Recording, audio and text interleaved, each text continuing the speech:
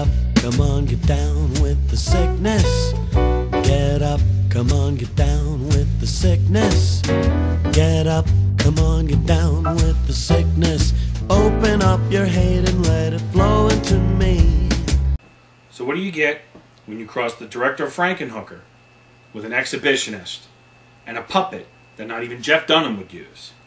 If you said an awesome orgy, you really need to seek some medical help. No, I of course am here to talk to you about Basket Case, this 1982 creature feature that is directed by Frank Henenlotter.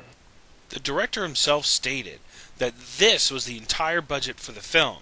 So they were only able to afford 3 or 4 people to work on the movie, so at the end of the movie they decided to just make up all kinds of names for the credits. And I'm betting this one is fake. Not because the name looks fictitious, but how can you expect me to believe they afforded a goddamn pilot? You know, saying that this movie is low budget is like saying that prison rape is uncomfortable. Our movie centers around our gruesome twosome of Dwayne and his deformed Siamese twin brother, Belial. Look at this thing. It looks like something a helmet-wearing first grader would draw. And is it just me, or if you squint just right, does it look like Bib Fortuna from Star Wars? When our dynamic duo was born, apparently they killed their mother on their way out, which made them best friends with their father. And of course he doesn't want anything to do with them, he wants to kill them, so their aunt raises them. So when the boys are 12, their aunt takes a vacation for the convenience of the plot, and their father sneaks around behind her back and has the two of them separated against their will. If he's squirming around, this is not gonna work. Strange, I don't remember this mountain of feces being listed on Woody Allen's filmography. So the doctors bag up Belial and throw him on the curb because apparently in the 1980s they have curbside biohazard pickup. But look, he's not dead. And you know what that means now. It's revenge time. And top on their shit list is Daddy Dearest, who they lure downstairs and kill with the radio flyer wagon of death.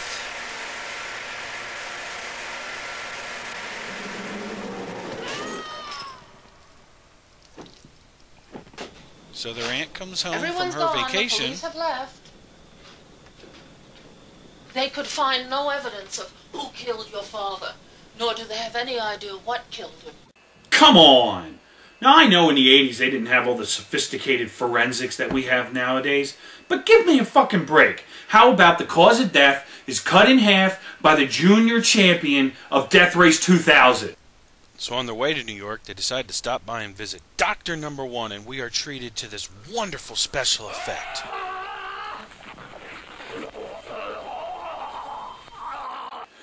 Oh my god, what a great special effect.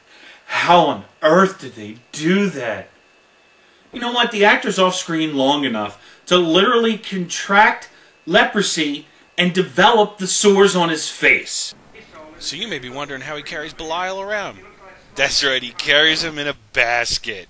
Tisket, a tasket. I got a terrible puppet in the basket. So the next morning, Dwayne and Belial go down to visit Dr. Number 2, and we get the pleasure of meeting the movie's female lead, Sharon. And of course, by pleasure, I mean lock up your big pots, turn off your water, and send your cat to live with your friend because this bitch is a psycho. Don't believe me? Here you go. So, have you gone to the Empire State Building yet and the Statue of Liberty? No, I haven't had the time. Haven't had the time? Well, what about Radio City Music Hall? Or the UN? Had time for them?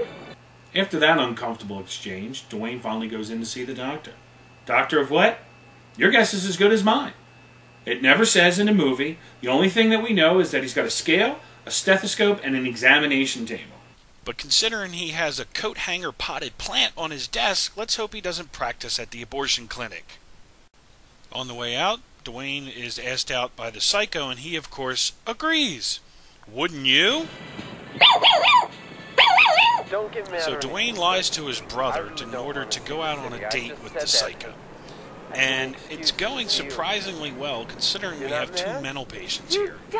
Didn't anyone tell them that you can't jumpstart a car with 2 dead batteries? But anyway, the dialogue in this scene is so painfully bad that it makes me wish Lucas himself had written and directed it. I know an awful lot of guys, Dwayne. But you're different. So when our two lovebirds kiss, the telepathy kicks in and Belial goes apeshit. And this leads to some of the worst stop-motion footage I have ever seen. It feels like I'm watching the Missing Gumby episode, Gumby's deformed friend smokes crack. You can't come in here! Get out of here! You heard what they said? He killed O'Donovan! No! I don't want him killing you! Oh nice, now he can add domestic violence to his rap sheet. We'll probably have more questions. So the cops search through his room, and after eventually finding nothing, they leave. And that now leaves us with a very important unanswered question. Where's the basket dweller? I wish I could break this to you gently, but there's no way to do that. What I'm about to show you is directly from the movie. I did not Photoshop this, and it is also the absolute best metaphor that could have ever been created for this movie. I give you... Belial on the toilet. That's right, the thing that already looks like a pile of shit with a face is sitting on the toilet, right where this movie belongs. And you know what? This scene is almost touching. The two brothers trying to get along and reconcile their differences, but the whole thing is ruined because they're in the shitter. I'm not saying that. You better put him back. Doesn't sound like he's done yet.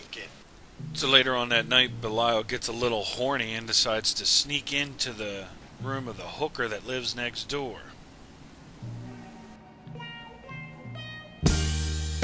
I've been really trying, baby.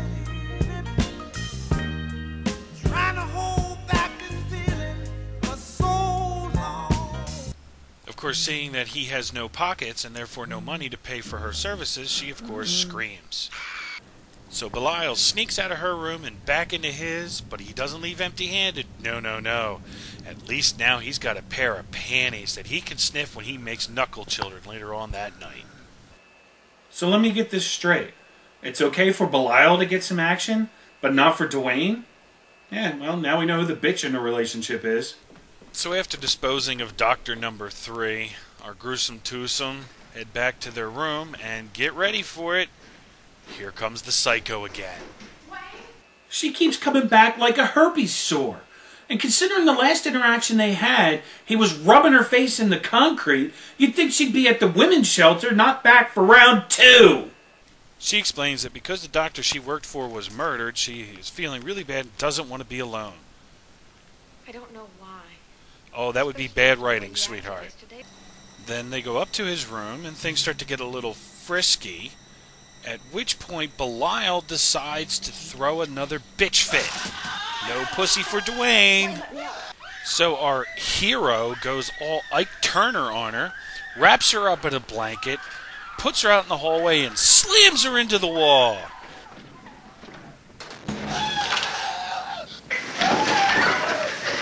Dwayne! Open up! And now she wants back in?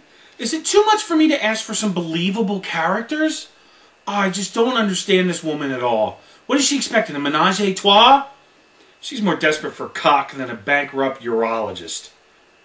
Later on that night, we have a dream sequence where Dwayne turns into an exhibitionist and starts streaking down the streets of New York. Why?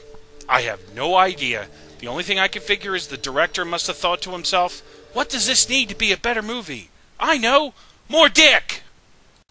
And while Dwayne is having his wet dream, Belial sneaks into Sharon's room and makes sure that Dwayne never gets laid. Now, as I was watching this, I was asking myself, how is it that she dies? Because it's obvious he's not really choking her that hard, and considering some of the other things he's done in the movie, he's very strong. So how in the world does she die?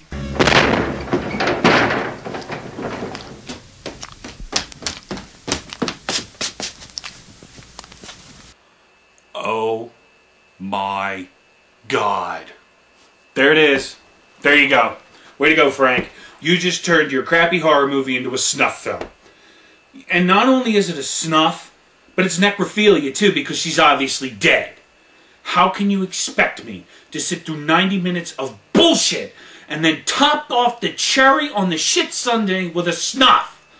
You know what, guys? I'm done. I'm not doing this review anymore, because once you have corpse fucking, there's nowhere left to go.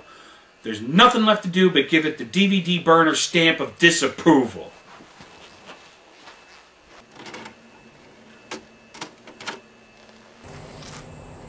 Now that's my type of therapy.